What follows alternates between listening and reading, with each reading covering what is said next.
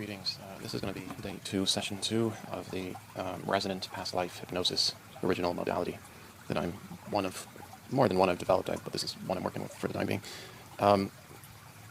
So in the previous session, there was going to be one resonant past life that was going to be selected. The resonant past life is the starting point. That is the acknowledgement that you don't know that this is really your past life, you just know that this is what's resonating. It's in this general direction, it's this kind of person. So you select some kind of historical figure, or you select some kind of person that you know about from your past, some kind of hunch, some kind of time and place that resonates with you, a person from that time and place that resonates with you, and you go with it. So to be at session 2 today, you would have needed to work through session 1, which was the previous day. So my advice is don't do this one until you've done the one before. So with Resonant Life hypnosis, just a quick reminder, I do not adhere to mainstream ideologies, New Age ideologies about past lives. Unless I've experienced something myself, I can't say whether or not I know it to be true. Even if I experienced it for myself, I might only say I know it to be true for myself. But things like choosing our lives, traveling in soul families, planning our life before we have it with God or our angels or whatever, I don't know that any of that's true, and I can't commit to saying that I believe it's true. I just don't have that kind of evidence to speak to that. So I'm in fact more inclined to think that we can't really choose our own lives, that we've got some kind of karma going on, we're leaning into something, and we might not even have a past life. Resonance is as far as it goes for some, and I'm open to that as my ultimate reality for myself. I've made my peace with that might be the one and only truth, apart from the ancestor past lives. So in session 2, day 2, session 2, I brought up at the end of the session in session 1 this talk about automatic drawing and automatic color, aura coloring. So that sounds woo-woo depending on your background, but I have a system so that the outsider can try this, someone who is not seeing auras, or someone who is not an egomaniac who's making it up as they go.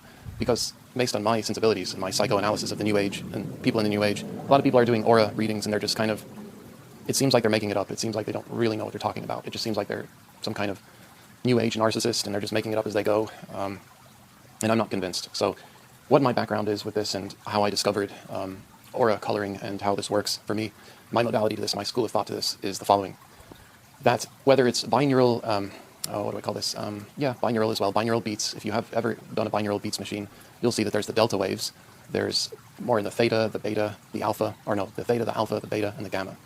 So the gamma waves correlate also in, for example, so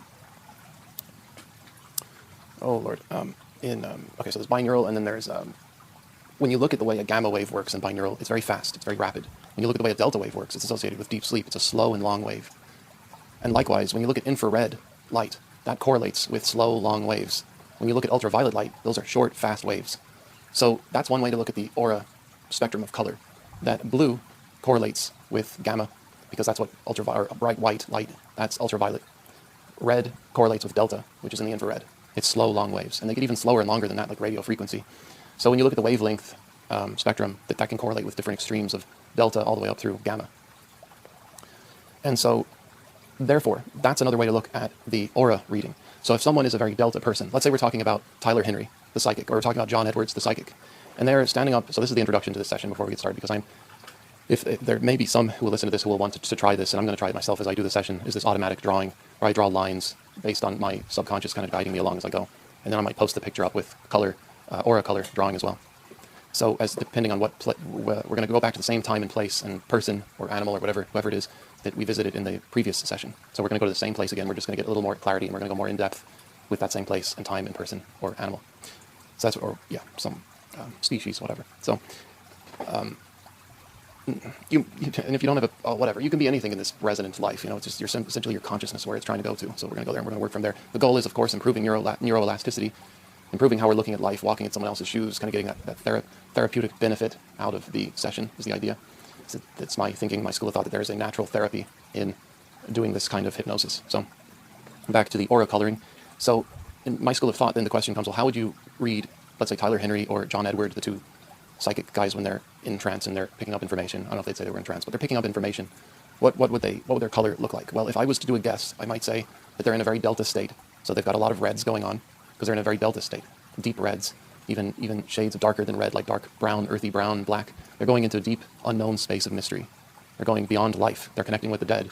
And the dead, the people who are passed on, operate only in energy. They're very low energy compared to a human. It's very high energy. So you might suppose they're going from somewhere between red into the blacks, and then there's little sparks of blue and white in there, like the stars, these little psychic impressions, information coming through from this spirit on the other side. So you might have something that looks like that there's some of their aura doing that. And of course, then they're coming from the heart. The heart correlates with the middle. If you're looking at, oh yes, I meant to include this as well. The light spectrum. When you look at the light spectrum, kind of like the rainbow, you see, but if you just look it up online, it's the light spectrum. It goes from red on one end all the way to, I think it's blue on the other. I think that's how it works. The light spectrum covers the colors, and then in the middle, I believe there's green, and there's yellow and kind of red. And then I think green fades out into blue, and yellow is right in the middle, something like that. I'm probably getting it wrong. No, I think green is before yellow. I think it's something like that. There's this yellow middle zone in the color spectrum before then it shifts out to becoming blue as it goes further along the spectrum. Something like that. It says, I only know so much, so I'm only speaking from what I know. But anyway, so you could suppose that the mind, the brain, is where a lot of fast things are happening, the thoughts are happening. Where the body is in a slow, primal, primitive, ancient motion that all animals are in. We all walk around, we all drink, we all eat. Our body is in this ancient rhythm of things where we're operating at that. But our minds do a lot faster thinking. So up around the cranial area, you might say there tends to be more blue, more like ultraviolet type color, more white, more blue up there. Bright colors, brightness, and then that's where things are happening. In other parts of the body then, and down towards the sacral region, the roots region, the base of the spine, you might have more reds generally, and then earthy colors, kind of reds, and then you go up towards middle where the heart is, and solar plexus, hearts going up, and you get more in the spectrum of yellows and greens and so on. So there's ways you can apply your own school of thought and modality of aura coloring to this as well. The whole idea is we're getting a sense of it's just for the fun of it, really. It's just to add more fun to this process, so it's not purely, rigid, strict, resonant life hypnosis. So it's optional. You don't have to do it, but I might do it for myself for the fun of it regardless. As a kind of a roadmap of some, not really a roadmap, I don't want to act like that's serious. What I mean is artistic impressions of my experience. So it's really for the fun of it. It's just make it more enjoyable as an experience. That's my intention behind that. It's not meant to be something really serious. It's not like there's some woo-woo agenda I have going on here. This is just to add more intrigue to it. Why did I come up with this idea in the first place? I was actually inspired by Tyler Henry's automatic drawings. I thought that was really cool. And people have asked to keep his automatic drawings. I think it's really cool. So I thought this is something I could possibly do myself. And I tried one time, and I thought I did a pretty good one. But you're kind of letting the different lines represent different things and letting your subconscious guide it. You don't ever want to think too much about it. You just kind of effortlessly let yourself choose the color or choose the line, the pencil line or whatever. And that's it. Or pen line, ink, pen line, whatever. So that's the introduction to the session. Beyond that, so just remember now, this will be the start of the session. Remember to keep your resonant life that you visited previously in mind. Keep that in mind, because that's what we're going to be going back to again for this session. So first we're going to visit the nice beach, and from there we're going to next, and then from there we're going to take a trip and we're going to set the intentions as well about what we're going to get out of this session and why we're doing it. And so there we go. So you can relax now, and you can have your paper and pencil and colors ready if you choose to do that. If not, you just have a nice place to relax. It's all good. I'm not going to keep talking about colors and pencils at this point, so that's really 100% up to the listener if they want to try that, but that's just something I brought up. So no more talk about that. It's going to be straight forwards hypnosis at this point, going forwards. So we're going to get really, really relaxed, and we're going to get aware of breathing. We're going to get aware of the art of relaxation. If we could think of people who really inspire us and we want it to be really relaxed for them, or if you thought of a place that felt really good to be and you were going to get really relaxed in honor of that person or of that place, let's try to focus our priorities to getting really relaxed, or a sense of faith. If you have a sense of faith about that, you can get really relaxed with a sense of faith. Getting really relaxed and getting really healthy with breathing. So first we're just going to set some intentions. So for this session, the goal is, out of this resonant life, is we're not going to let any dirty negative energy into our space. We're not going to let ourselves get tainted by any energy that is not our own. We're not going to get toxic energy and let that become attached to us or anything like that. This is really a healing intention we're setting here to release toxic habits, patterns, attitude, thinking, behavior from ourselves, and to improve neuroelasticity, to improve how we're thinking about different situations in life. So that's the intention we're setting before going into this resonant life, which we've already selected, we're already aware of. So we're keeping that in the back of our minds. We have the intention set. We're going to try to aspire towards miraculous breakthroughs for this session. As with any session, miraculous breakthroughs, ascendant, healthy, healthier, goal setting, intention setting. It's all about getting healthier, getting more positive, less negative, less toxic, a more pure energy experience. We're disconnecting from that dirty karma, misguided karma, harmful karma energy that might have been distracting, things that are distracting, noisy, troublesome thoughts, anything like that that's distracting. We're going to set our intentions to improve our lives by this session. So we're going to keep that in mind, and we're going to count to 5 and then count back from 5 and just lock in that goal setting so that we have established and accepted that that will be the goal setting for this and the intention setting for this session. 1, 2, 3, 4, 5. Holding that intention, awareness of that intention, goal setting for the session. 5, 4, 3, 2, 1, 0. Again, observing, respecting, honoring, and keeping that intention and goal setting for the session. And now we can relax. We can do a sigh of relief because we know we've made that good commitment. And we know we're not getting ourselves into something toxic and misguided here. We're not entertaining an idea that we're accepting a past life that isn't really ours. We're not entertaining ideas of letting some kind of creepy ghoul into our energetic space. So we're setting a good intention. We're good with ourselves now. We're at peace because we know we're set good intentions. So this is good. We're good. If you got any,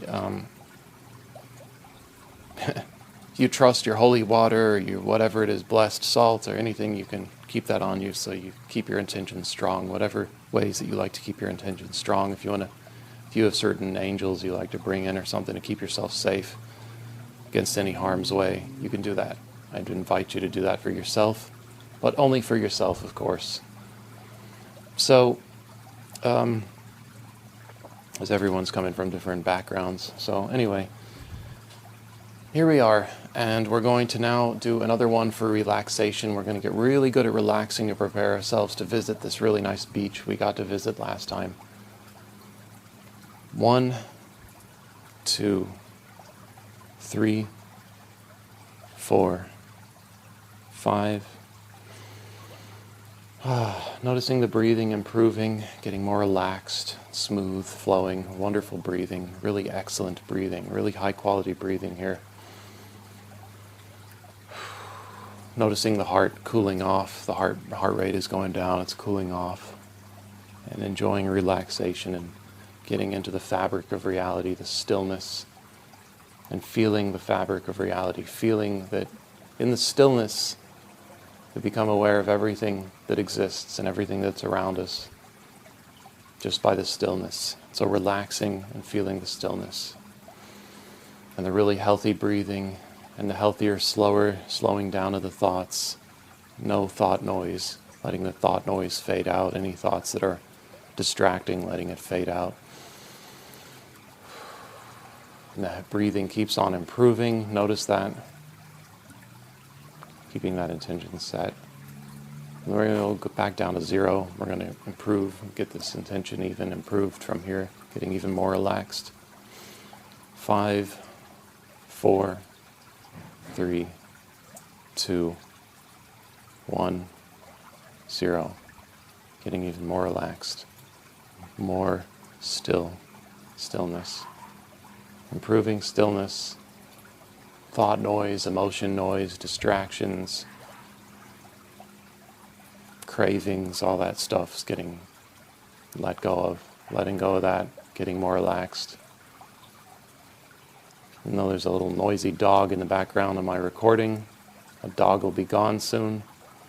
So letting go of the stress, the tension, the distractions, becoming more relaxed at 0. And as we're at 0, we're going to let this divine, positive feeling guide us along, this very pure, healthy feeling guide us along from here, that we can trust. We're going to get to the beach. We're going to find ourselves at this beach. It's very, very pleasant. The weather is very good here. The waves sound really good here. The people, if there's any people here, are very nice. It's a very nice place to be. This beach has really wonderful hot sand, hot in the sun. It's a very nice place to be. The beach waves sound really good. They don't sound rough like some beaches. These waves just sound very serene. The wind, the breeze is very nice and relaxed. The sun is just right. The air is just right. It is very relaxing here. We're going to amplify this awareness of this beach and just feeling good here. And notice the beautiful fragrance in the air. The clean ocean, and the floral fragrance, and any fragrance of the jungle behind the beach. Notice the fragrance, notice the floral notes in it, notice the clean air and how clean it is here. Or whatever kind of beach this is for you. Maybe it's a northern world's beach, maybe there's no jungle, maybe it's just northern forest. So whatever kind of beach it is, it's your happy place kind of beach to be at. Get really comfortable with that. Get really happy at this beach. Get really relaxed at this beach. Be at peace here. Wherever this is for you, don't depend on me to make this beach your favorite kind of beach. Depend on yourself. Set your intention that this is your favorite kind of beach. This is the kind of beach where you can be really content and really peaceful here. We're going to set that intention, improving our awareness and clarity of this beach that makes us feel really happy to be at. 1, 2, 3, 4, 5. Notice that improvement. Notice your breathing improve. Get more relaxed. The waves. The beautiful sounds of the waves. Notice that. Notice the breeze.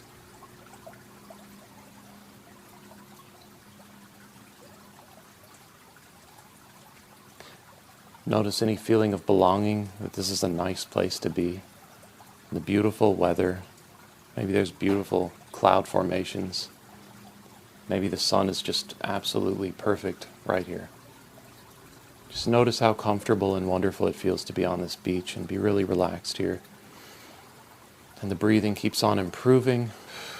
None of that shallow breathing, that scared breathing, anxious breathing. This is deep, relaxed breathing. We are happy to be here. This is a nice place to be. There's no reason to be anxious here. 5, 4, 3, 2, 1, 0. Notice how the fears and the anxieties of anything going wrong are fading out. Notice that you're really safe now. Think of those times in life when you transitioned from feeling unsafe to feeling really, really safe, where the fears were there, but now they're gone. So now you're feeling really safe and relaxed. At the beach, we're just relaxing here.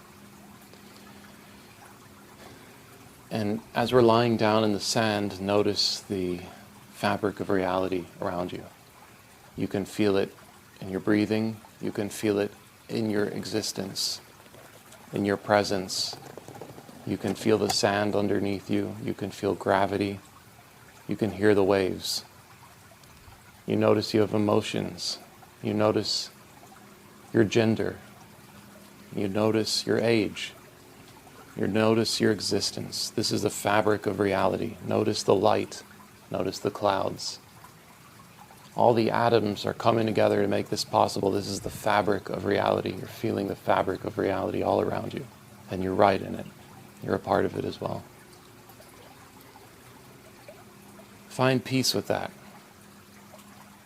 As long as a person is alive, they're experiencing it. So find peace with it. And feel how healthy and positive this place is. Let's amplify and increase the positivity, how healthy, how safe, how positive this place feels. 1, 2, 3, 4, 5. Noticing any despair, any distress, any hopelessness, any discouragement, any skepticism, any cynicism, any doubt. Just breathe it out. Let it go. Letting go of that. Letting it go and breathing in the beautiful air and the slight fragrance of maybe some flowers or whatever forest or jungle scent is in the air, and the scent of the ocean.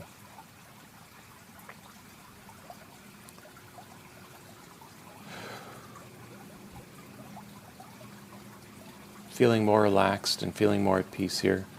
5, 4, 3, 2, 1, 0. Notice how much it's improving, how much easier it's getting to be here, and feeling very, very relaxed here. Very, very still here. As you feel the stillness, it's as though you're becoming as one with the beach. It's as though your body is just sinking into the sand and you're just becoming as one with the beach. It's so relaxing, it's so pleasant. Like having a daydream, relaxing, almost being asleep on a very pleasant beach. Very safe, very positive space to be. This is a good place to be. You must have done something really good to get here. This is a really nice place to be. There's no dangers here. There's no concerns here. If you have any traumas, those traumas are not presenting themselves here because there's no dangers here. There's no concerns here. And as we're relaxing here, we're going to let ourselves start to drift effortlessly as we relax. Improve the relaxation. By relaxation and effortlessness, we're going to be guided along with all of our best intentions, our intentions for miraculous breakthroughs. We're just going to be relaxed and guided by relaxation and just effortlessly guided, floating along, gliding along from our resting places. We're relaxing here on the beach as though we're having a daydream. We're just going to let ourselves drift from this very pleasant place where we are to the Resonant Life. At the same time, in the same place where we got to go last session. So here we go. We're going to do that again. And I'm going to do a count again to get ourselves comfortable doing that. 1, 2, 3, 4, 5. Feeling ourselves refocusing, and as we're relaxing on this beach, we're finding ourselves focusing on this resonant life. 5, 4, 3, 2, 1, 0. Now we're aware of this resonant life. We're resonant of the place and the time where we got to last time. Immediately, do we notice any feeling, any emotion, any sensation, change, any little changes? Do we notice that? Be aware of that for a moment.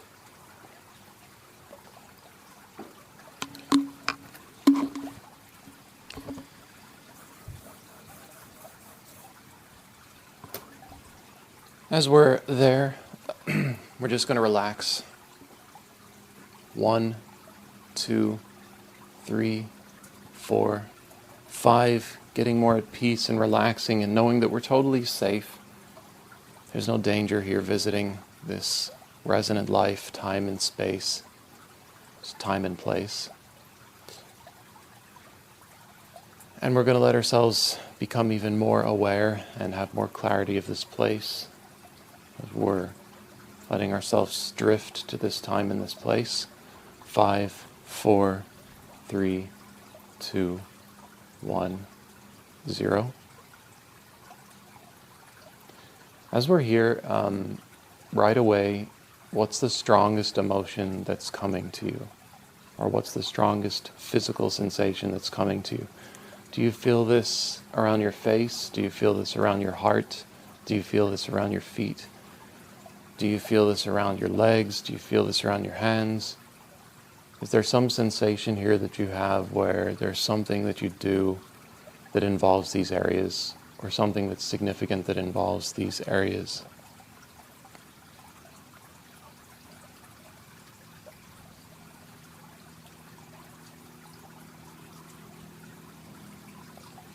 Right away, as I was visiting my own resonant life, time and place here, I noticed some sensations, but I'll keep those to myself.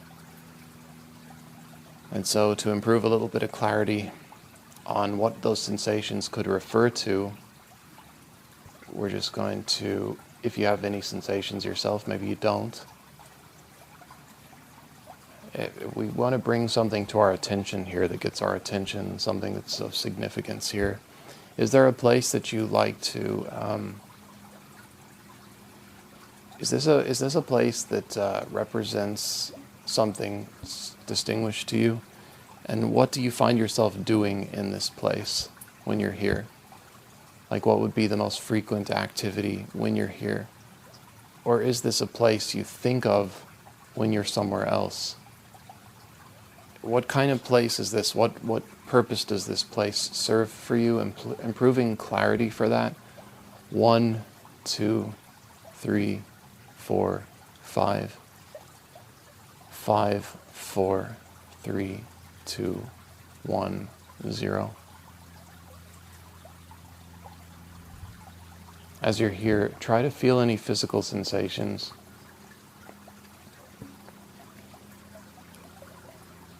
Do you feel thankful to be here again, or is there kind of a feeling of dread here? Or is there a feeling of nervousness and anxiety here? Is there a feeling of danger here? Could this be a place where violence happens, or is this a place where positivity happens? Is this a place where is this a place where certain projects happen? Is this a place like a vacation place, or is this a workplace of some kind? This is a place where, in this resonant life, you feel quite connected here in some kind of way. There's something about this place that you feel quite connected to. Let's bring more clarity to what it is you feel connected to. 1, 2, 3, 4, 5. 5, 4, 3, 2, 1, 0. Hold that feeling of feeling connected to something about this place, and let's just bring more clarity to that. Again, 1, 2, 3, 4, 5, setting the intention to bring more clarity to what it is about this place that you feel so connected to. 5, 4, 3, 2, 1, 0.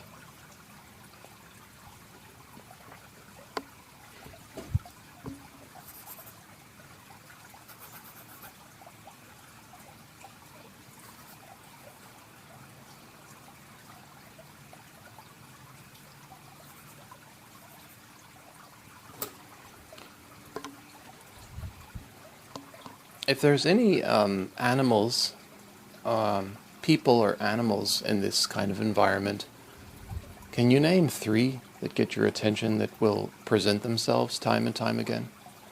Or 1? Is there one especially that brings itself to your presence or lets itself be known? Is there one animal here that really presents itself, be it human, bird, pet, insect? Is there one kind of animal that is the most present in this environment that gets your attention the most? Is it a human? Is it a animal like a dog or a bird or a cat?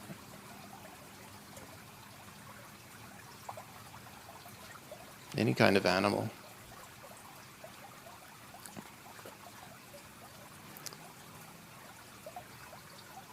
Maybe it's do you find yourself waking up in this environment or sleeping in this environment?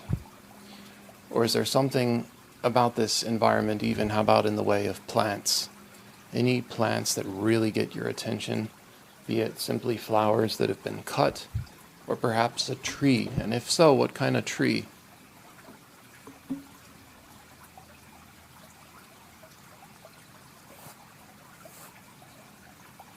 This is a tree here.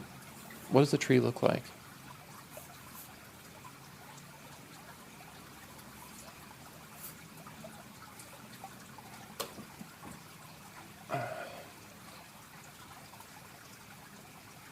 If there's a garden here, if this is an indoor area, if there's a garden outside, if there's any outdoors area surrounding this area, what would be a couple of details about that that would make it what it is?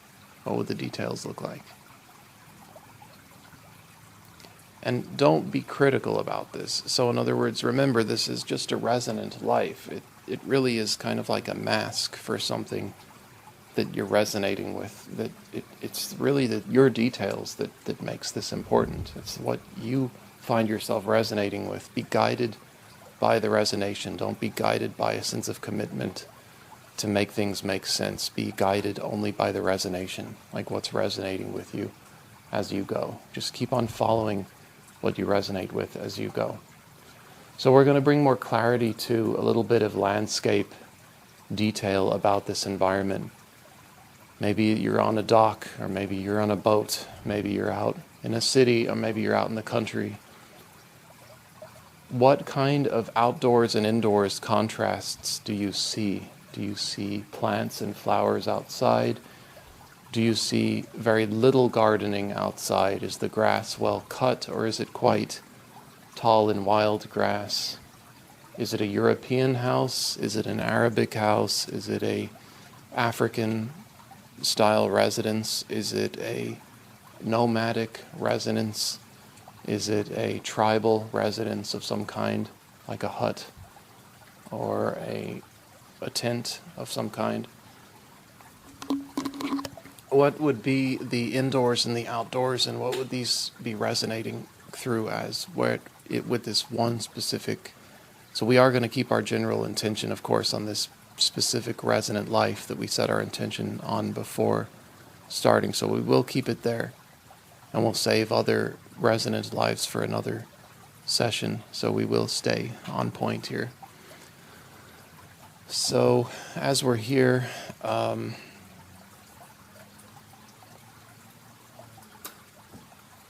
what about human beings that we see coming and going through this place? Are we an adult or a child? Do we live in a family, or is this a work environment? Bringing more clarity to all these kinds of details. 1, 2, 3, 4, 5.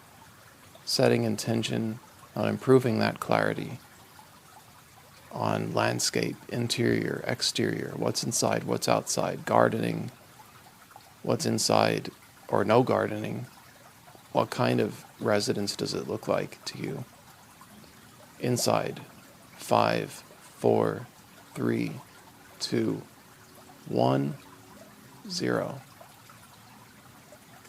So wherever this kind of environment is, let's get more clarity about the indoors and the outdoors. Or if it's only outdoors, where in the distance might there be an indoors environment, and what would that look like? Improving clarity to these kinds of landscape, animal, people, vegetation details. 1, 2, 3, 4, 5. Improving clarity. 5, 4, 3, 2, 1, 0.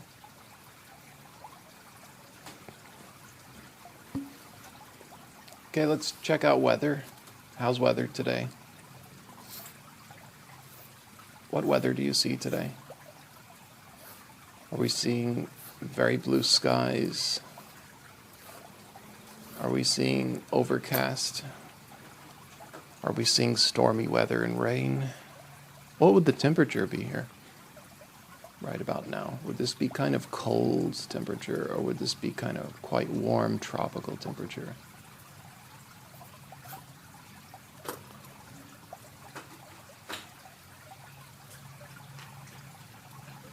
Improving clarity on the weather and the general region of this planet. This is, if it's this planet.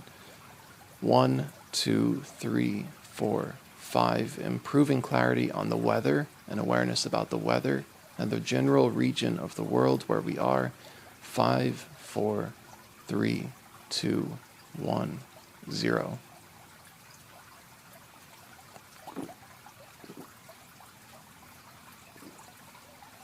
Can we get a sense of the spirituality of this place?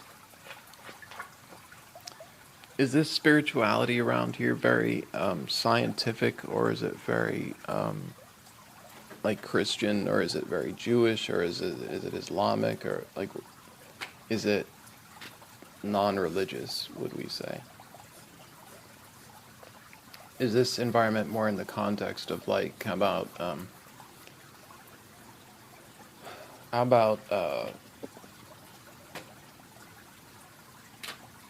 like, is this in a time before these religions, or is this in a place where these religions just don't have value? Is this kind of in a place where these religions are not the talk of the day? This is a different kind of place, so maybe this is a kind of place where there's more like talk about some other kind of spirituality going on. So we'll get a sense of the time and the kind of spirituality going on around here. The general way of life. 1, 2, 3, 4, 5. Improving clarity about the sense of spirituality, the time, the place, the people, the ethnicity. Improving clarity about these details. 5, 4, 3, 2, 1, 0.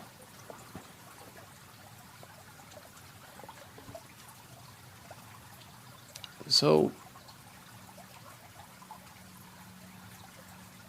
what we want to do in this place is get a sense of like what feels really special about this place on a level of the inner child.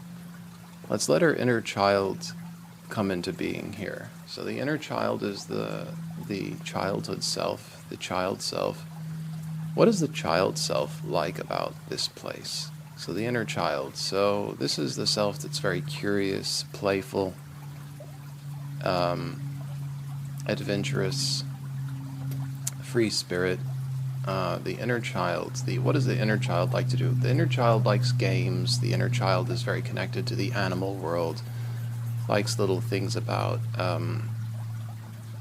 like favorite things about favorite foods, like candies, or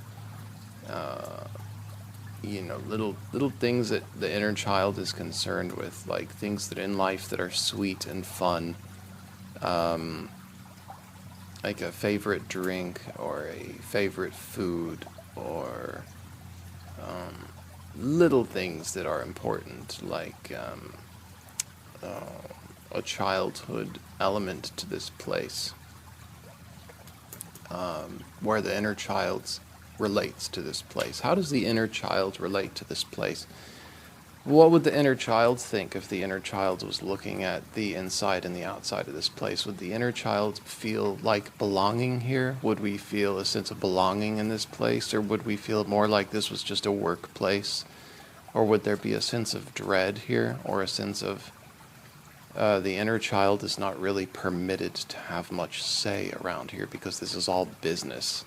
Is this all business? Like the inner child's, like, what about slavery? Like, are there children who are slaves here? Or is this more like really free and adventurous here? Does the inner child get to have a good time here? Like, you get to chase birds, or, smell the flowers. You get to adventure in the wild around here. Do you get to... what would your inner child want to do in a place like this? What would your inner child be drawn to in a place like this? Would it be What kind of fun would the inner child want to have around here? Maybe that's doing some kind of farming, or maybe it's some kind of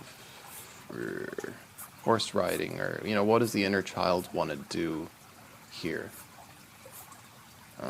Is it using a little, like, child, or like using weapons like the adults use, or what would it be? Would it be cooking? Or would it be playing with animals? Is there something with an animal here? Is there like a favorite pet animal around here? Is there like a... Let's improve clarity to that. 1, 2, 3, 4, 5. Improving clarity about what the inner child would want to do in a place like this, or how the inner child looks at a place like this. 5, 4, 3, 2, 1, 0. Okay, how about the water? Is this place far from the water, or is it close to the water? And if it is close to the water, is it close to fresh water, or is it close to salt water? Does it rain a lot here? Is this a place where it rains a lot? And is this water tropical rain, like tropical jungle rain? Or is this rain like cold climate rain, where it gets really cold around here?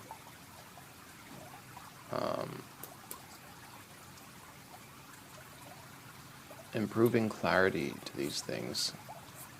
Let's try to be really relaxed and still in this environment, and feeling this increased awareness about what would the inner child think of this place? What would the inner child want to do around here? And also, is it close to water? Is there like a river or a lake or an ocean anywhere near here? Or is it just like very little amount, like little ponds and things like that, not much water? And is it a place where it rains a lot, or is it quite hot around here and doesn't rain very much?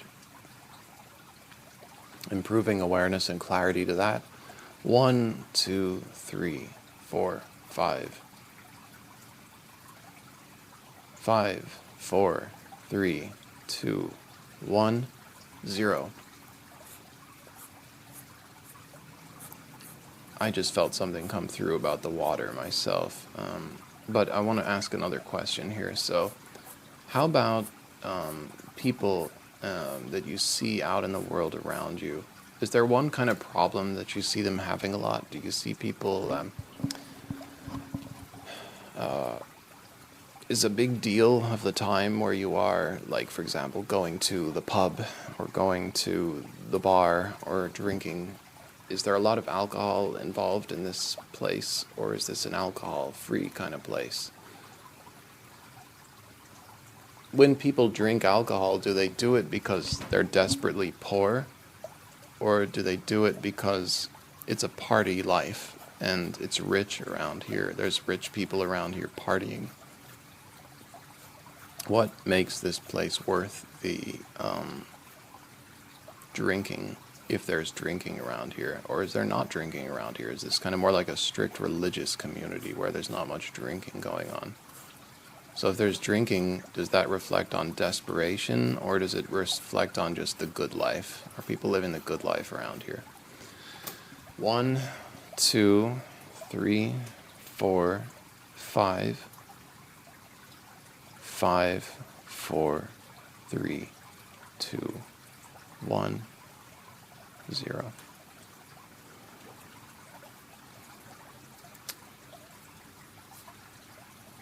Do you have a good connection with your inner child at this time and place, or is your inner child kind of very elusive to you? Do you feel off limits to your inner child, or do you feel that you are quite present with your inner child around here? Have you had to guard yourself, your inner child, from this place? Is this a dangerous place where your inner child really has no place to be? It's kind of like you have to grow up fast, grow up too soon kind of thing. Or is this a place where your inner child gets to run free and be safe? Do you have adults around who you've known through this time that means that your inner child had a time and place to exist and to have fun with? Or was your inner child never really allowed to express and be present here? Think about that. Or don't think about it, rather. Relax into it. Can you feel some kind of inner child story going on here that's validated or invalidated? So in other words, does your inner child really get to exist and have meaning in this life, in this place? Or is this a place where your inner child has kind of been hidden away, guarded and protected, because it's just simply too dangerous for your inner child to run free in this place?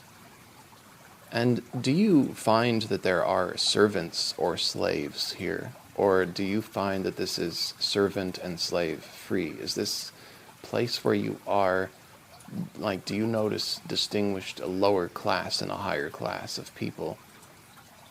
Do you notice slavery, or do you notice no slavery? Let's bring more clarity to these kinds of questions.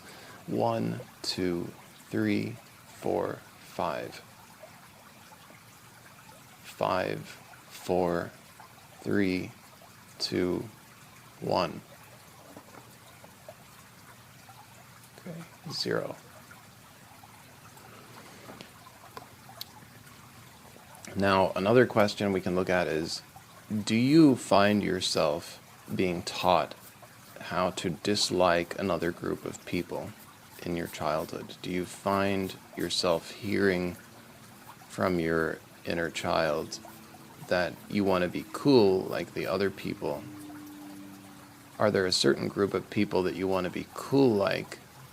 And are there a certain group of people that you find yourself not very happy with?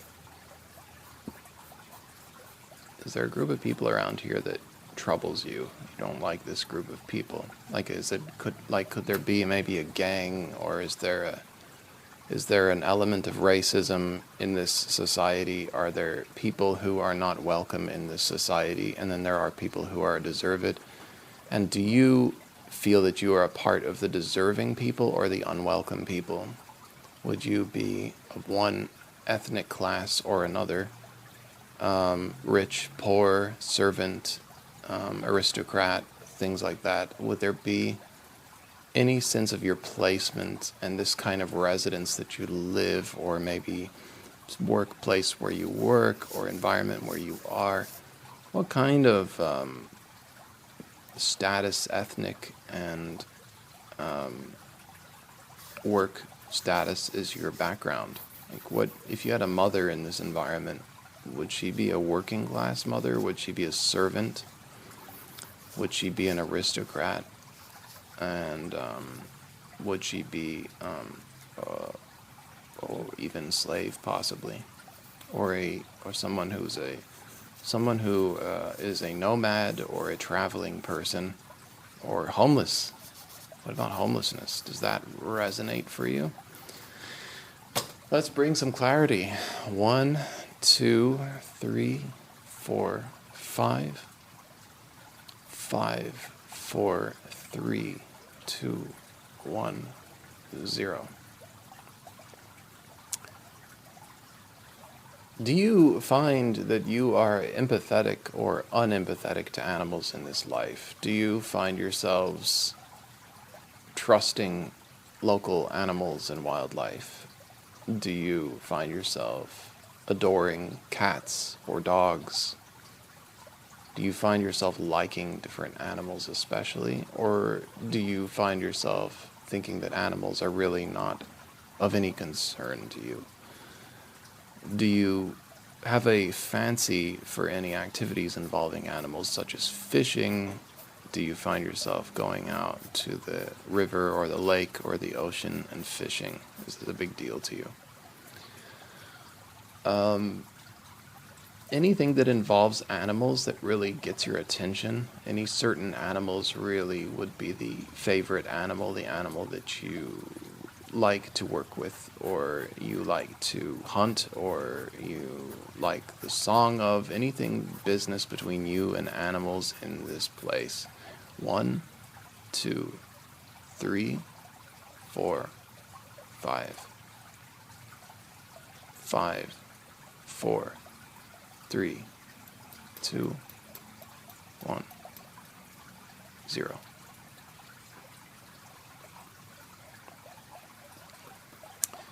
Let's get a sense of the ethnicities and racism and hostilities between ethnic groups, possibly gangs or warring tribes or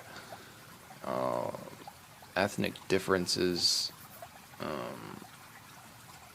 The kind of people you look at is the people to mix up with, and the kind of people you look at is the people to be careful about. Let's get it. If is there any clarity or value about that? Do you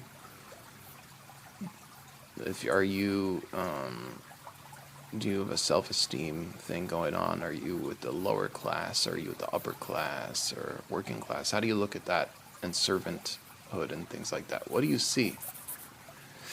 1, 2, 3, 4, 5, 5, 4, 3, 2, 1, 0. Effortlessly drifting to the correct answer. It's all about relaxing into it, just relaxing with it. Now, with all these questions and answers that are possible here, as you relax in this place, in this environment, let's be aware about the body again. Is there one single person of all people in this environment that really gets your attention in the good context? And then is there one person in this environment that really gets your attention? Do you have any enemies or any people that really hurt you here? Or like anyone who hurt you the most and anyone who loved you the best? Let's get who loved you the best and who hurt you the most. Let's try and get some clarity on worst enemies, best friends, best love, worst hate. Things like that. Let's get some clarity. 1, 2, 3, 4, 5. Best love, worst hate. Best friends, worst enemies. 5, 4, 3, 2, 1, 0. Improving clarity. Relaxing and drifting effortlessly to the answers. Not about making a conscious effort. It's all about just letting it come to you, letting your subconscious effortlessly drift and guide you to these answers. Letting yourself drift effortlessly to these answers. And again, we'll do that again. This is a little intimidating and a difficult one. It might bring up a little stress. How shocking would the love be in the positive, and how shocking would the hate be in the negative? How shocking and violent, or how shocking and peaceful and positive is this life? Let's get some more clarity about that. And the friends, best friends, worst enemies. 1, 2, 3, 4, 5. Effortlessly drifting to the correct answers, not making an effort. 5, 4, 3, 2, 1, 0.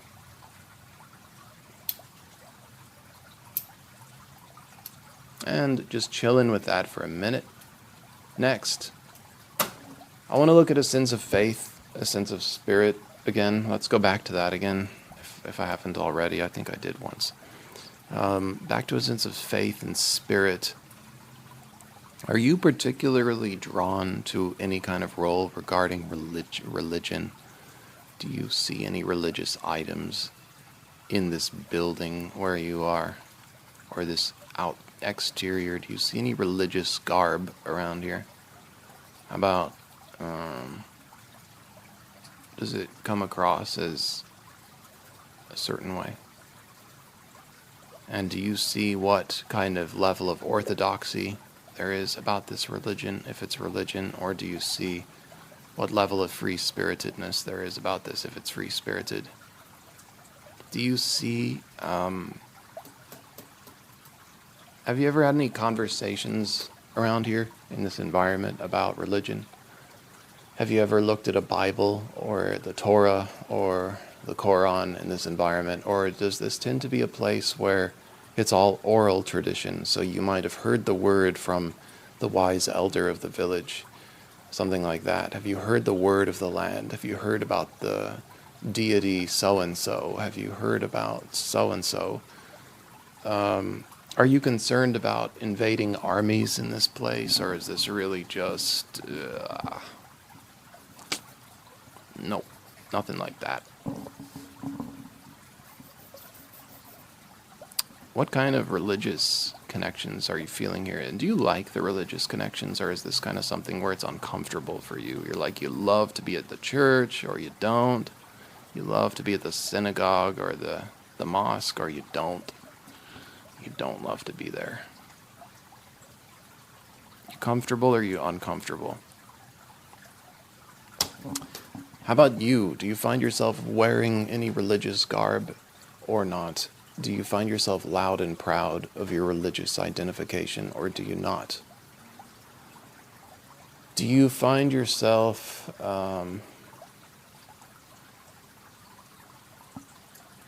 what ways do you find yourself concerned with this? What do you think of when you think of the other gender and the thought of romance and love and things like that? Does the thought of a religious marriage come to mind? Does the thought of no marriage come to mind?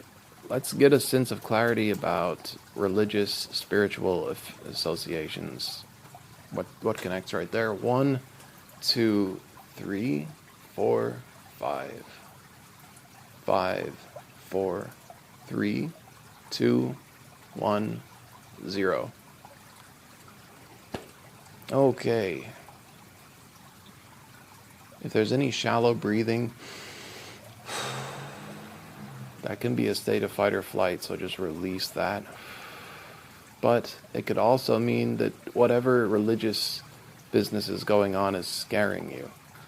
Are you perhaps intimidated by whatever religious activities are going on? Do you find it to be scary and difficult and challenging? You might, if you're doing shallow breathing. Or maybe you're just nervous in the hypnosis. So sometimes we got to recalibrate ourselves. So let's get ourselves into a more relaxed state as we're here in this environment. 1, 2, 3, 4, 5. Increasing the relaxation, improving the breathing. Knowing that we're still just chilling and we're letting ourselves daydream, drift from our cozy spot on the beach. 5, 4, 3, 2, 1. Drifting back again. 0. To let ourselves be more relaxed and chilled out here. Let's look at phobias and things that are really pleasant. Anything you really love around here, or anything you're quite phobic of or fearful of. Has anything really terrifying and shocking and forbidden happened? Have you seen something you know you shouldn't have seen? Have you heard something you know you shouldn't have heard? Anything been really, really disturbing here that's been really bothersome and upsetting? I'm going to pause it and I will return in just a moment. Okay, I'm back.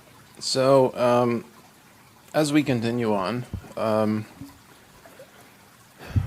what we want to try to do here, visiting this time and this place, is to really get a good lead. You know, it's kind of like starting a case. We want to get a good lead of something here that really can be worked with and fooled around with as something to really improve perspective with. Because the whole goal here is the natural therapeutic effect, the improved perspectives on life, and by exploring this resonant life. So, if we can try to get a sense of favorite foods, are there electronics in this environment? Like, would there be anything electric, like a light that you can turn on? Or is this before the time of lights you can turn on? Like, would you be depending on a fire light, like a lantern? Or would this be like a light that you can turn on, like flip a switch? And from this environment, Yeah, let's get to that issue of food and things where food might be kept here, or what kind of food you might consume here. And also, do you use a firelight or a light that is like a switch? You switch it on and off. And yeah, so we'll just do a quick one on that. One, and also favorite foods and what you look forward to. But what do you look forward to at this place? And what kind of animals and people do you love at this place? 1, 2, 3, 4, 5. Improving clarity on light sources here. 5, 4, 3, 2, 1. Improving clarity on light sources and food, where food is kept. 0. 0. Relaxing and effortlessly drifting to what resonates, to what feels right about this place regarding that. And so from this place, would you find yourself getting to and from this place by walking primarily, or is there a certain kind of vehicle that tends to take you to and from this place? Be it a boat? Is it a boat with an engine, or is it just a boat? Or how about a horse, or would it be a bicycle, or would it be a vehicle of some kind, like with an engine? Or is this place a boat that you live in? You know, what kind of place is this? And what kind of tools do you have available to you? So in terms of traveling to and from this place, let's get a sense of the travel the mode of travel. Do you have horses outside, or do you walk from where you are to wherever you're going? 1, 2, 3, 4, 5, improving clarity on sources of travel to and from this place. 5, 4, 3, 2, 1, 0.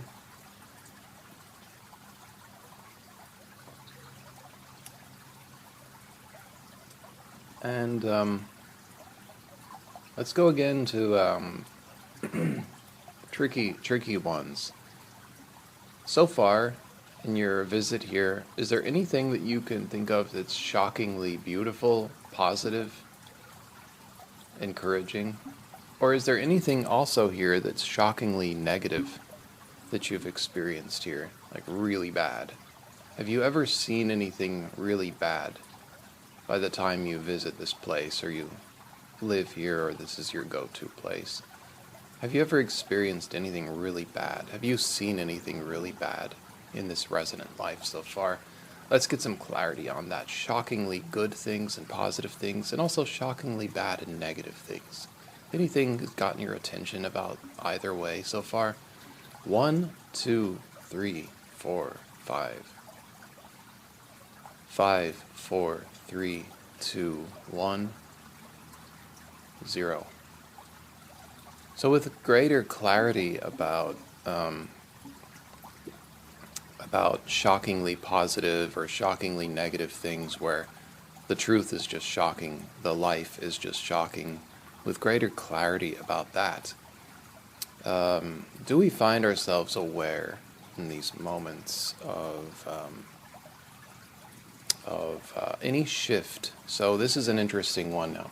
I'm going to bring up this question again and again, and this is one of my original modality tricks up my sleeve. It's one of my original modality techniques, is the switch. So we're going to call this the switch, or the shift, the shift, the switch, the shift. The shift is better, maybe. I don't know. So Swift or the switch.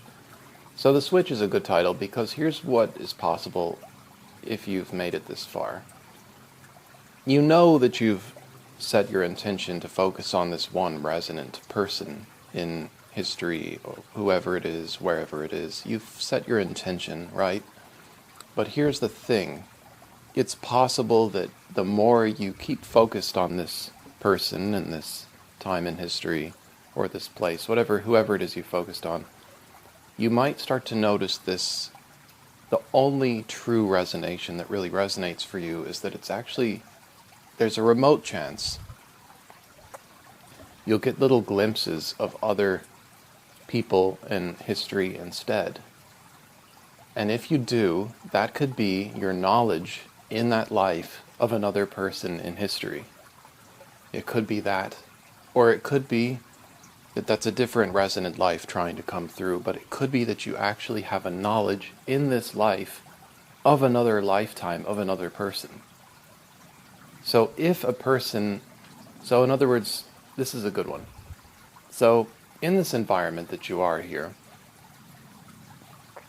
do you find, you know what, I should retract my words about the switch and the shift. I don't know that I'm there yet, so let's hold off on that, and we'll keep it here instead. This is a better question to ask. In this environment, have there been topics, words, discussions? Have there been thoughts in this environment that you've had where other people in world history are in the back of your mind? You actually have thoughts of maybe inspiration, of wonder. Are there certain people that you've heard about, that you know about, that you dream or you think about, and you think, these are really cool people, like I wonder who this was, like certain people that fascinate you? Are there certain people that fascinate you from, that you can think about, that would also resonate with this environment as well? People of history, or just some people, certain people, whether, yeah, I guess we should keep it at world history. So let's bring more clarity to that. Public figures. Are there any public figures, be it tribal, important tribal people, like a very important legend within the tribe, or would there be an important religious figure, like a saint, or a certain religious leader through time? People like that, or maybe people of government, things like that. Any kind of person that is getting your attention as you are in this place and this resonant life. Still the same intention, set on the same resonant life from the very beginning, but are there other people who come through that you have thought about, that get your attention, names, other people, other times, that resonate with this one environment that we find ourselves originally from session 1 and session 2. So let's bring more clarity to these possibilities and who also gets our attention here. 1, 2, 3, 4, 5. 5, 4, 3, 2, 1, 0. And now, from this environment, embracing, improving, effortlessly drifting to feel more clarity about that, giving ourselves a moment for that. Okay. From there, are there any other, can we drift from this, no. What I mean to say is, from this environment, are there places that we yearn to go? Are there places that we yearn to experience? People that we want to talk to? Places that we want to go from this environment, that we have aspirations towards, we have desires towards? So this is an interesting question. Are there people and places we have aspiration towards from this resonant place and time, where we've been in 2 sessions now, session 1 and session 2? So is there another place that we desire to go in this life, in this place, that we have not gone yet, but we would like to go at least? Maybe we'll never go, maybe we'll never talk to these people, but are there people we would like to talk to and places we'd like to go that kind of feel like dreaming, like you're dreaming big? Anything like that about dreaming big? Can we bring more clarity to that? 1, 2, 3, 4, 5. Dreams, interests about people and places that we have not gone yet, or that we would like to go and talk to these people, or go to these places and do these things like hikes, or visiting a certain landmark, a special place. Dreaming big. Any kind of dream, big dreams we feel for, that feel big to us at this time in this place and this resonant life. Actually back, countdown. 5, 4, 3, 2, 1, 0. Improving clarity about that. Effortlessly letting ourselves feel the truth. Not consciously trying to, but just effortlessly feeling it. Letting ourselves drift to the truth, feeling the truth of these things.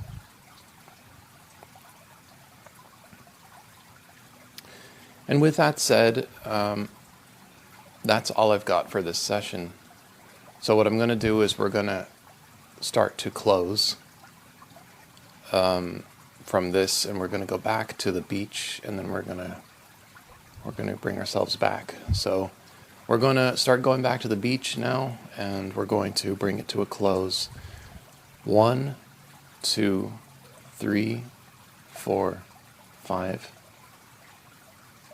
Feeling ourselves become drifting out of our daydream, out of our slumber on the beach, to become more aware of the beach again.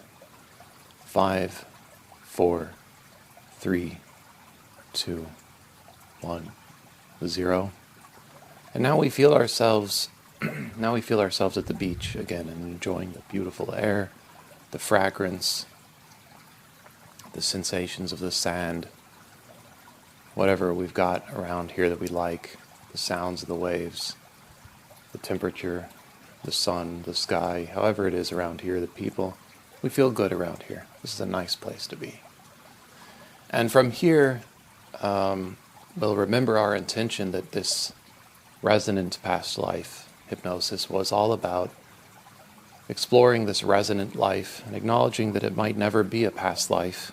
It might never get that kind of evidence. It might only ever be a resonant life. So we'll be comfortable with that. And that our intention was to improve perspective, to improve clarity, to improve neuroplasticity, improve breakthroughs about our own lives through doing a walkthrough in this other life and getting a sense of this other life, this resonant life. So from there, we'll just continue that intention, respect that intention, letting go of bad habits, negative patterns, unhealthy, toxic energy, negative karma, things like that. We'll keep on letting that go. Setting that good intention, 1, 2, 3, 4, 5. 5, 4, 3, 2, 1, 0.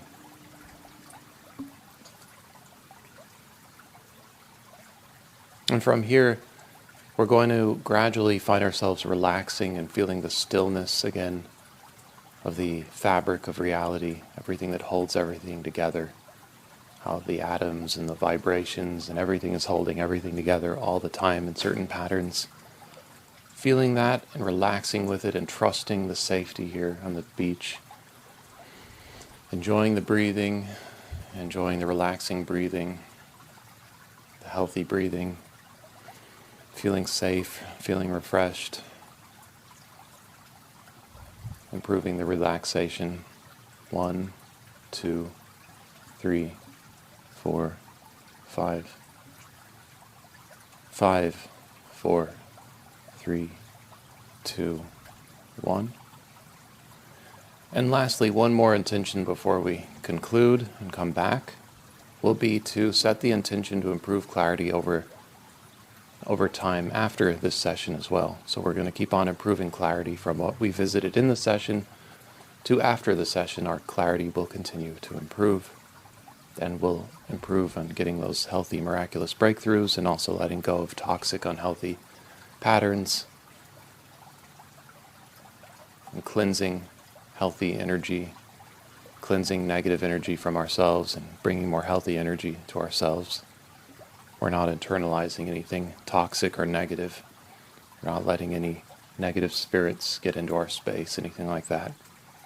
We're actually cleansing ourselves and getting less of what we don't want. We're getting closer to the healthy, the more positive and well-grounded and well-balanced. Keeping that intention set, 1, 2, 3, 4, 5. 5, 4, 3, 2, 1, 0. And now we're going to, in our relaxation, we're going to let ourselves start to come back and be present with our present life. 1, 2, 3, 4, 5. 5, 4, 3, 2, 1, 0.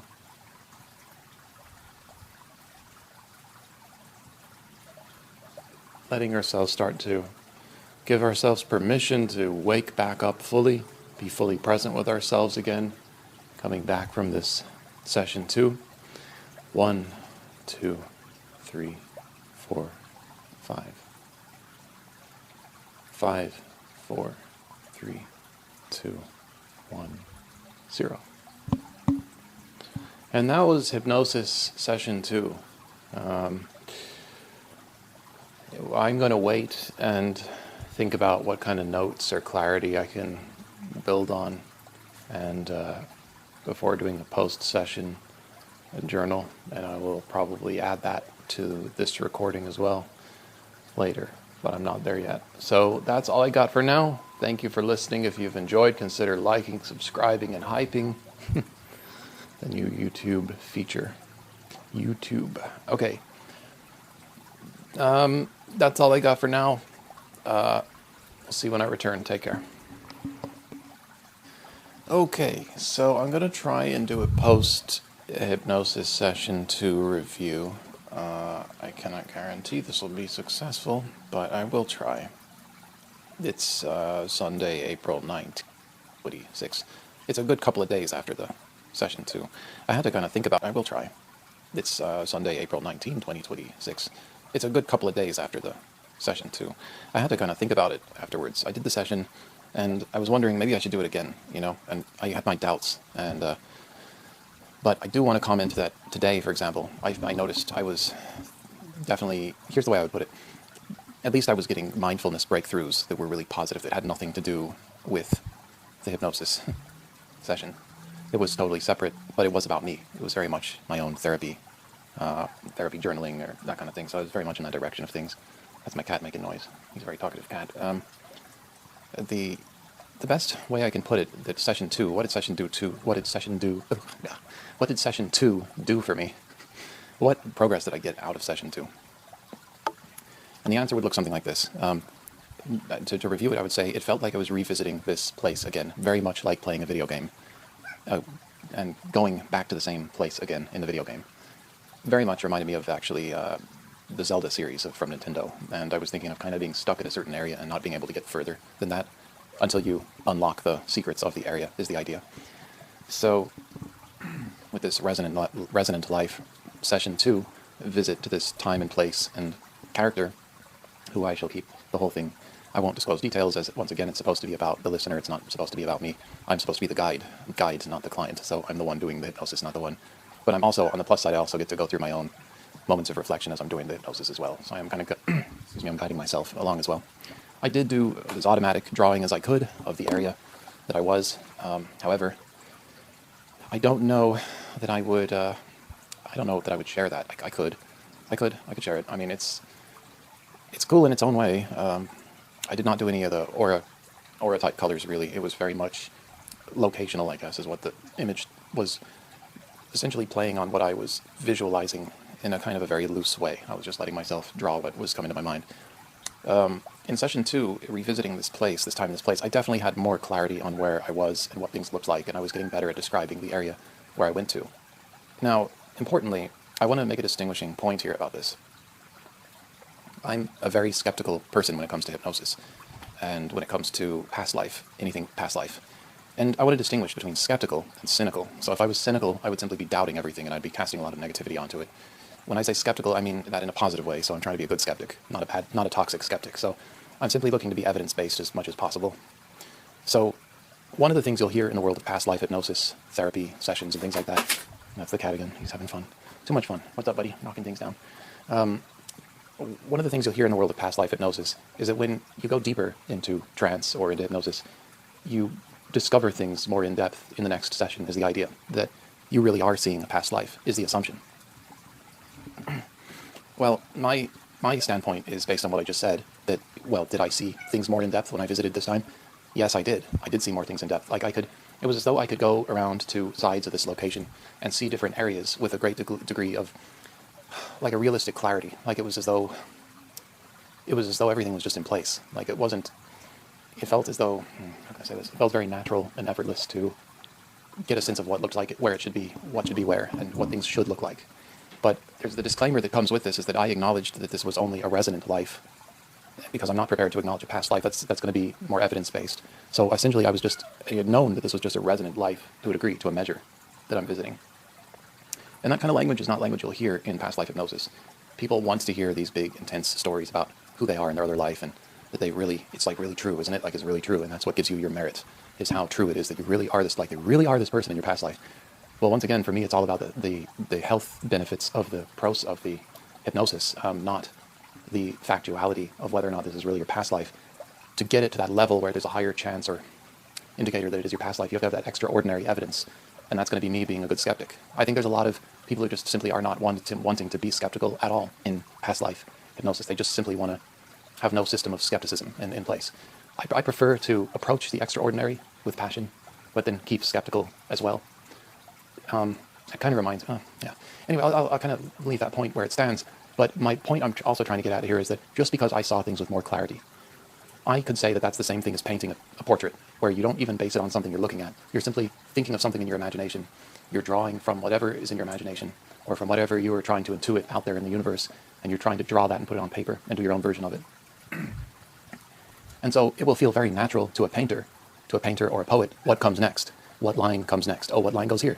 Oh, yes, that one does. Okay. What line goes there? Oh, yes, that line goes there. Oh, right. And what word should I use here? Oh, this is the word I should use here. It all feels very natural. Now, I want to distinguish between how natural that will feel to the artist as they go. Compare that to how people will possibly mix this up with, in quotes, recollecting past life memories. I think that people can mix up recollecting past life memories and a very natural, flowing, creative process, where if you're in a trance state, your ability to do artistry might change. You could draw a picture and you could be like, oh, but I just know this goes there. I just know it does. I just know that this is what this should look like here. I just know. And it's like the same thing about recollection. Oh, I just know that this is how this should be here. And just because you feel like you know that this is how it should be here or that should be there, now you think it's your recollection. Now you think you're remembering something. So, personally, I don't see this so much as memory, what I'm experiencing so far in this Resonant Life session 2 that I did, both for the audience or the listener, the client, as it would be, for the free session, and myself. I did not see it as recollection. What I did see it as, if we're going to say recollection, I could say it's recollection from things I've learned about in this life. I've learned about things, and I know I've read things. I know I've been to places too. I've been to certain parts of the world, and I know that I can say that based on that recollection of a place I've been to in this life, that I can be in the creative process and create a scene and a time and a place that resembles things based on my experiences in this life. So I can say that for sure.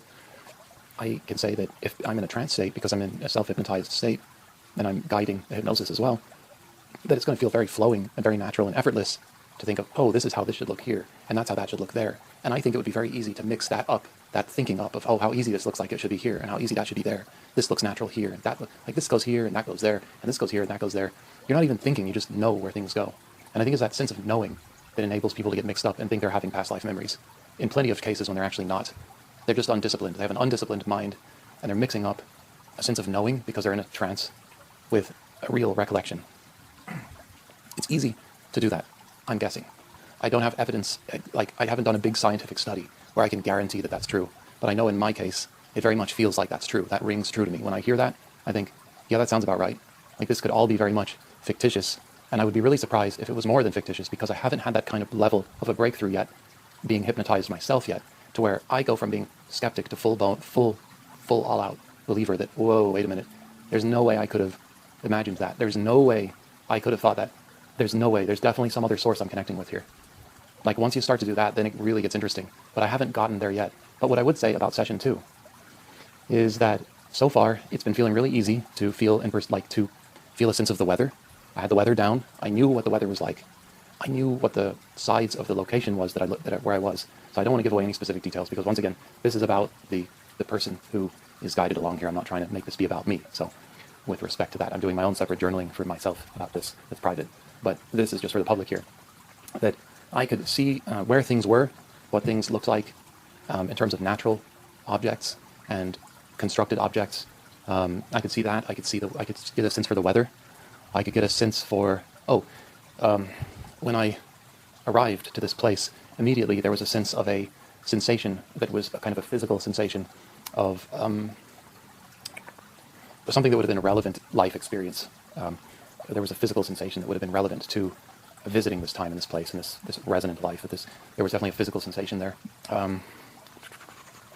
There was a sense, sorry for the noise, there's a sense of the romanticism of the time and the place as well, in terms of things like what kind of clothes would be worn, or what kind of ways of transport would be established. So there was a sense of romanticism about that as well, actually. There was a kind of a beauty to it, and a kind of a charm to it, and a kind of something that felt special about it, that there was a natural poetry to it, or a natural beauty to it, like a natural flowing verse of time. It felt beautiful that this was the time and this was the place. There was a beauty to it.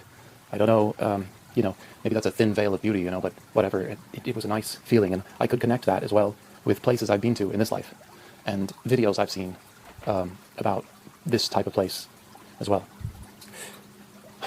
So here's one of the things that would have troubled me before going into a past life regression session in times past. So I have actually done a real past life regression session. I know I've actually done a few of them with a certified hypnotism practitioner. So there's that. But separately to that, I had my criticisms were very much turned up. In other words, my critical self has been very much turned up, and I had to kind of work through my critical thinking and understand why I was critical about this. How would I do it differently? Why was I critical about that? How would I do it differently? It's like I had to go through this whole thing.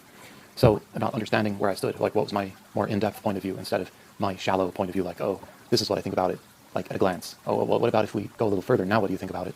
So one thing I would say is that something I'd be critical about would be, this one example would be feeling like I was using some kind of like video game cheat codes if I'm looking up historical facts about this suspicion I have about this life somewhere, sometime. And then I'm looking up historical facts thinking, oh, maybe this will help me, but I shouldn't be depending on that, should I? Because I should be able to just get this by my own knowledge, because if this is really my past life, then I should be able to get it, right? So my criticism never really faded. It just sort of developed and became more refined and sophisticated. That's the way I would describe it. I'm still very much a critic, and I know that from massage work, professional massage work, 14 years in, well over 6,200 clients later, that's a rough estimation, but it's a pretty good estimation too. So I have a lot of practice time in that, and I'm a pretty strong critic of my own work and other people as well. So when I'm a client and I'm getting a massage, actually, I can be quite critical, and I know if I like the way they're working or not. So there is that too. So in hypnosis, the same thing applies. The skills have crossed over, and I'm still quite a heavy critic of the whole thing, and I want to feel like it's up to a standard that I feel is worthy of what I'm trying to do. When I say worthy, let me reword that. A standard that I consider convincing to my sensibilities. I want to be convinced that this is going to be worth my time, worth my effort to be involved in this. I don't want to feel like I'm making a fool of myself. So let me give an example about this. I've been to... Here's a great example, actually, I think. That's right. Okay, this is it. So I'm a big critic when it comes to religious history. So with the Bible, for example, if you're a Christian, disclaimer, hear about this. I am not a literalist when it comes to history. So what I personally believe is that the Bible has a lot of fictitious claims about history, the origin of the earth. Recently I did a study on, as I say, it's this story of the Gilgamesh and the plant of life, and how that very much is very similar to the story of the Garden of Eden. And there's the tree of life, or the tree of wisdom. And on one hand they're trying to get God's wisdom, and on the other hand they're trying to get eternal life. And then the snake plays a role in each one. The snake plays a role in trouble with the fruit. So there's the fruit, and there's the trouble with the fruit. So in Gilgamesh, the snake steals the fruit, and in the Garden of Eden, the snake tempts Eve to take the fruit. And in Gilgamesh, because he doesn't keep the fruit, he doesn't get the divine power of the fruit. In the Garden of Eden, because she takes the fruit, there's a kind of a consequence that follows. And it's the story, essentially, for a lot of Christians, this is the beginning of human existence, where humans realize that there's good and evil, essentially, that they've listened to the devil and not God, is the idea. And this was like the most original sin that could be in existence, is that you're not listening to God, you're simply listening to the devil. That if you had waited and let God guide you to choose this fruit, then you might have had a different outcome, but that's not the way it went. So it's kind of, I see it as mythology in the way that the timeline of the earth and things like that. In fact, I've come across people who will still challenge funny things, like whether it's flat earth theory, or that the dinosaurs weren't real, or that, whatever, there's fake things out there, all kinds of claims that could possibly be connected to biblical intentions of accuracy or whatever. So I've tried to do the church thing, but the literalism and the intensive focus on Jesus Christ being at the center of the universe has been too much for me. And I'm not trying to pull people away from living it up. I don't mind a good crucifix. I have a good crucifix. I don't mind a good rosary. I've got a good rosary. I don't mind some good blessed salt, blessed oil, the whole thing, blessed water, all that. I don't mind it. I like it. It's great. But once again, the problem is that it's just simply too linear, and the universe is just simply too big.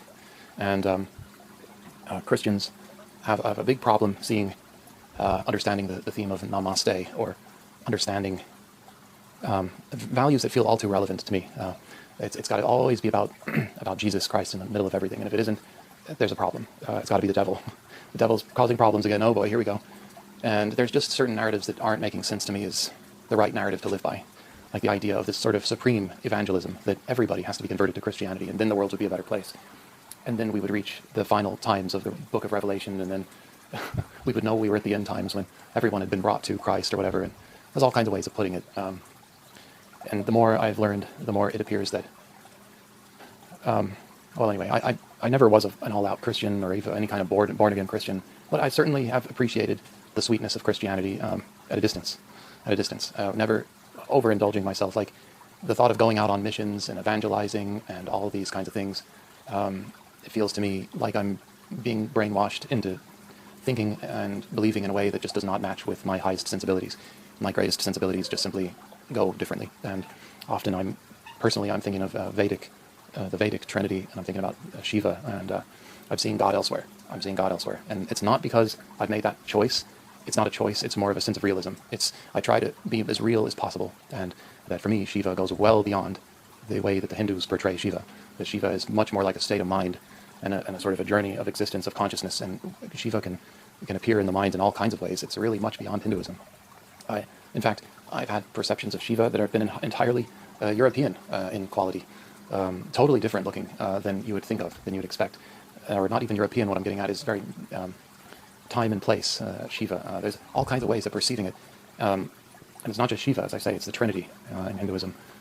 You know, there's this whole system there, and Christians like to present challenges that I could get into a long-winded discussion or talk about this, but I think I'm going to try to wrap it around as a session conclusion for the session 2 post-review. But in Hinduism, you know, they have asuras, they have samsara, they have a big theme about karma, and even reincarnation. And I've been wanting to actually live up my understanding about karma and reincarnation, because that speaks to past lives. And I really want to do this. You see, in India, for example, there's a big movement of using THC cannabis and then connecting that with Shiva worship. Well, here's a few things that distinguish me. So I'm not into using THC cannabis. I'm only into using CBD full spectrum. I'm not into the THC because I only want very, very low THC, because that actually closely reflects, if you have a very, very low THC, that's the CBD strain, or the CBD variants of the hemp sativa plant, you're getting it closer to its natural feral state. Now the CBD levels are higher, but CBD is antipsychotic, and THC has certainly hurt a number of people's mental health out there in the world. THC is addictive, so I'm not into THC. I never want to be addicted to a drug. I never want to be addicted to something, so it's a big deal to me. It's just the way I believe for myself. I never want to be addicted to some kind of substance. It's very important to me. So the CBD full spectrum, very low THC, I'm good with that. I can handle working with that here and there, for sure. But next is, so I don't like to connect my knowing of Shiva by being stoned. I'm not trying to connect with Shiva by being stoned, and yet a whole lot of people in India apparently are doing exactly that. They're knowing Shiva by being stoned, because they're saying, well, Shiva was smoking it too. He was doing it as well. Where you see, Christians could look at that and be like, well, Christ knows much better than to be stupid like that. But clearly, that crazy demon Shiva, he wouldn't get it. Of course, to me, Shiva's no demon. Shiva's a state of God. It's different. It's different the way you're looking at it. So when you say God to, you know, the divine consciousness, there's different ways to describe it. But anyway, so number one is that. Number two, then there's more to this as well. What am I trying to say here? Oh yeah. Yes. There's another point here about this reincarnation and then past lives. And now we're getting into channeling entities and all this stuff. The New Age and this talk of past lives, there are cases out there that really get my attention. I'm like, wow, this is great, this is interesting. But a number of them I look at and I say, well, what if it's just a psychic person? What if the child is just psychic and they're seeing spirits and they're just like Tyler Henry or Teresa Caputo or John Edward? What if they're just like that and they're not really having a past life experience? They're just having a psychic, what do they call them? A medium. They're like a psychic medium. They're simply having a spiritual experience, but it's not a past life experience. And why, you know, if you have a parent who's saying, well, who's this, and the child is feeling super connected to it. The child, I would present a challenge. What if that child is simply undisciplined as a psychic medium, and the child is simply channeling this stuff, but they're getting mixed up and they're thinking, oh wait, that's me, right? Well, it's not. What if it's not the child? What if it's really just someone else? And this is a big blind spot, isn't it, really, in the reincarnation past life community, is that no one wants to acknowledge that these children could simply be psychic mediums who are mixing up having a psychic medium moment with a past life moment because their mom or their dad is saying, oh, and where were you here? And where were you there? And who's your other family? They're asking these kinds of questions, and the child is communicating in their own neurodiverse way. The child is speaking in his or her own way, and they're making it sound like it's their life, not having the discipline to know, wait a minute, I'm just being a psychic medium, and I'm picking up someone else's signal, and I'm telling you their life, but it's not my life. So that's a point of me being a critic about the whole past life thing as well. You need extraordinary evidence to prove that isn't happening. So how do we know that's not just simply that's happening? That child would need to be put to the test if it was me. I would be a difficult skeptic to convince that this truly was a past life, because I would want to know that this child could possibly, what if this child could happen to be quite the psychic medium, and they're proving themselves to read multiple lives, multiple people. Oh, well, now the mom and dad's thinking, oh, wait a minute, you have multiple lives. You were this person and now you're another person? Oh, wow, you've had many lives. Wow, many lives. That sounds like straight out of a Brian Weiss book now, doesn't it? Many Masters, Many Lives. Isn't that one of these books? Well, what if this poor psychic medium child simply is being a psychic medium, and they're reading many lives? They're mixing it up and they're thinking, oh, these are my past lives. So it becomes this whole new agey thing that could be quite misguided, because there's no disciplinary system in place to make sure that we're filtering out the misguided from the well-guided. And as someone who is coming at this whole topic with an interest, I want to make sure that what I'm doing is not enabling misguidedness. So if I'm trying to help people with resonant life, healing, breakthroughs, and so on, I want to make sure that I'm enabling people to know that I'm not trying to let anyone be misguided. I am not trying to escalate this into some kind of new agey woo-woo stuff where people are getting all off on the wrong foot about the truth, and I'm enabling them to think something that's just simply not true, because we have no evidence to back it up. And I want them to believe, wait, no, I understand that when I dealt with this guy, he wanted the evidence. He wanted the evidence before we would reach this conclusion, and we don't have the evidence yet. So we're just going to acknowledge that this is a resonant life, not a past life, until we get that extraordinary evidence. And that's fair. That's a fair system. That's respectful, because then you, as a client, and myself, when I've had these moments, gets to remember, hey, wait a minute, I have discipline, and I do not take responsibility for this person's life. I don't claim to be that this person was me. No. For the time being, all I can say is that I appear to be just simply a new spirit with God, and that's it. I'm a new spirit, new body. I have no evidence to back up anything that indicates I had any kind of past life yet. I have no evidence. I haven't gotten there yet, and I don't know that I ever will get there. But I have at least I can say I have the authenticity to be able to say that. And one day, if I really believe otherwise because I've experienced something incredible, then I can talk about it. But for session 2, these are the kind of thoughts that have emerged since session 2. My critic has very much paid a visit. My inner critic has paid a visit to this process, or this session 2, and I've become very much gone into wear my critic hat. And so I'm looking at the whole thing, and I'm like, all right, okay, here we go. And then I'm thinking, what's session 3 going to look like? Because I'm still kind of having this thought about session 2, like, all right, okay, I definitely have more clarity, and I definitely feel more awareness about the time and the place. And that's coming from my deeper consciousness. So I already acknowledged I knew what resonant life I was going to be visiting before session 1 and before session 2, but I was simply visiting it from a place of deep consciousness, not from a place of open, fully awake, present consciousness. I was getting deep in consciousness, and I was visiting from that approach, not from the approach of just being completely awake. So it's visiting this resonant life in a different kind of way than you would if you were just simply talking about it to someone, rather than trying to get yourself into a hypnotic trance, to visit it that way instead, and setting your intentions for miraculous breakthroughs and healing of the spirit and divine healing and these kind of intentions to, conclude bad habits, resolve negative thinking patterns, unhealthy thinking patterns, resolving these kinds of things and getting healthier thinking patterns, improved thinking patterns. So you set those good intentions, and you let that experience have a positive effect of going into that hypnotic trance, having a good influence. So for session 2 is what it is. And because I had the physical sensations I had going to that resonant life in session 2, I got a sense of what I might explore in session 3, which was I understood these physical sensations are some of what I felt. Now I can pursue more of where I got those physical sensations from, or even mental sensations from in session 3. I can explore that life in more depth in session 3, acknowledging the sense of, video game cheat codes that if I want, I can go online and I can look up some information. If I want, I can do that, because that's allowed. This is just simply a resonant life, and if a miraculous recollection from a real past life emerges, that's going to be its own thing. That'll have its own conversation, or its own review. I can talk about that. But so far, playing with these, what I'm calling video game cheat codes, basically, if I want to go look up information on this resonant life, that's not going to disprove anything, really. It's because it's just a resonant life. It might be helpful because it can help me reflect better on that resonant life, acknowledging that this resonant life may only be so resonant. It's only resonant to a point. It's not like it's completely resonant. It's not like, well, this resonates to the core of my being. It is exactly who I am. I am as one with this. I can feel it. I just know it. It's like, no, I acknowledge I'm a very different person in a lot of ways. from this resonant life. But clearly, on some level, I resonate with this life on some level. And that's what I'm letting be a part of the wind in the sail, or the fuel source, for me to kind of just effortlessly flow through this and work at it, and work at it, and work at it. And then, okay. So I have a sense of what I might pursue in session 3. It's like, okay, I'm going to sort of dig in a little more on physical sensations, on transport. Where does this transport go? Let's see where these sensations are going to. Let's explore that. And the key is not to prove that this is a past life. The key is simply to let it just simply be a resonant life and go through the motions of exploring it as a resonant life, and use exploring it as a resonant life to set the intention to improve the neuroelasticity, to improve the way the brain is signaling, improve the likelihood of miraculous breakthroughs, improve the likelihood of resolving negative habits and negative thinking patterns. Leverage the experience to help with that. Set that intention. So that's the key of exploring this, not to prove that it's a real past life. If God wants to reveal that to me one day, that that's a real past life, and there's some kind of coming to, and it's like, well, yes, 100%, like I have a birthmark, and suddenly that birthmark is gone, and I have photographs of that birthmark, or suddenly some wild physical symptom disappears, right? That is not even evidence that this is still a past life. It's like, that's not even evidence. I would need more than that, than simply, because to me that could just be energetic leverage and miraculous healing from a resonant life exploration. It's like, okay, it was a resonant life, I explored it, but it doesn't mean that it's a past life simply because I had a miraculous healing. You literally have to have some kind of interaction with God to back that one up. That would be indicative, something that would be incredible and extraordinary, that would indicate that absolutely, now I know why this is a past life. But that's not the goal. It's not all about finding that out. That's not the key. I guess you can separately keep on asking God that, and like write a prayer down and be like, God, please show me my past lives. You keep on asking God to show you your past lives, and maybe he will. Maybe you'll get dreams, and maybe, if you're super into the idea of getting that exact evidence. But for me, what interests me more is the idea of the therapeutic benefits of this, the miraculous healing, the miraculous breakthrough, leveraging myself with really healthy, energetic self-empowerment. So by doing this resonant life hypnosis, it's like, oh yeah, that's all I want to do. That's all I'm trying to get out of this. And that'll be that. That's all I need.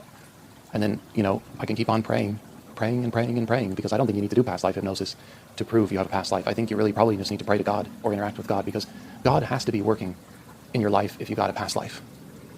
God has to have had some kind of special role in the choir for you if you really had a past life. God had some kind of special design in the atomic nature of the universe if you really had a past life. And even if you didn't have a past life, then God had some kind of special design in the universe too, because why not? Why do you have to have a past life? Why does that make things better? Why can't it be a better blessing that you simply don't have one, and your consciousness is simply from Source, and Source is ancient, and Source goes back in eternity? So why are you any more new or old if your consciousness is straight from Source versus you had another lifetime as another human being or an animal? What's the difference? Your consciousness, it's all the one anyway. When all life goes back to Source, it goes back to the oneness of Source anyway. So it's like, I'm just not there yet to believe with absolutism that, like, oh yeah, I have a past life because now I'm a Hindu. Now I believe in reincarnation. I stand by this. I'm on team reincarnation. Cheer for the team. Like, no, I don't do that. So, I have really droned on enough here. So that is my session 2 review. You've listened, you've enjoyed. Whatever you do, do not like and do not subscribe. Or alternatively, if you want to be really crazy, like and subscribe and hype. But you probably shouldn't do either of those things. You should probably not subscribe, don't like, and don't hype. This is some dumb, weird, woo-woo shit. You probably don't want to be doing any of that. So take heed, take caution. Don't follow the woo-woo new age nonsense. Keep it realistic. Be a cranky skeptic just like me. I'll be your number 1 bad influence later.